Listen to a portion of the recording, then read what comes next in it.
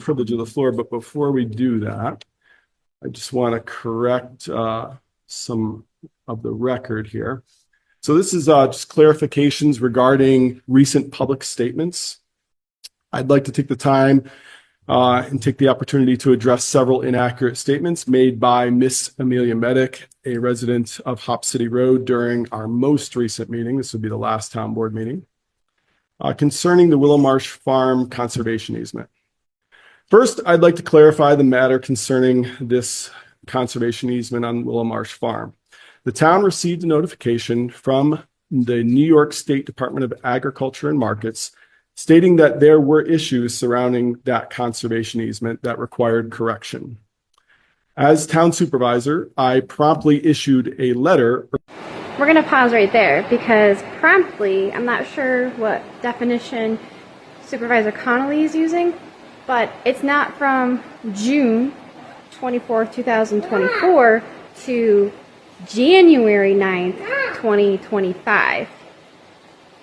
There was a couple letters that went back and forth between the town and Ag and Markets, and it wasn't until I found out and exposed this lie that Supervisor Connolly issued an official letter to Councilman Curtis. So now we'll go back into the story. Urging the owners of Willow Marsh Farm to take appropriate action. When no response was received after 30 days, a follow-up letter was sent out without delay. Ag and Markets is aware of the town's actions. It is important to note that this situation involves a complex deed history. So part of the complexity is because Councilman Curtis was moving the property, the conserved property, back and forth between a family member.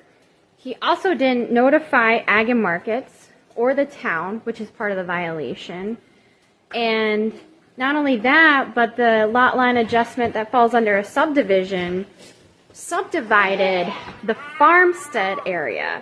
And under the conservation easement, the two areas that you can't subdivide or partition off of the conserved property are the rural enterprise area and the farmstead area. But no one seems to want to read the conservation easement because it also says you must abide by all local, state, and federal regulations. But again, I've been told that Councilman Curtis is above the law and he can, quote unquote, do whatever he wants because he has a conservation easement. Rules for thee and not for me.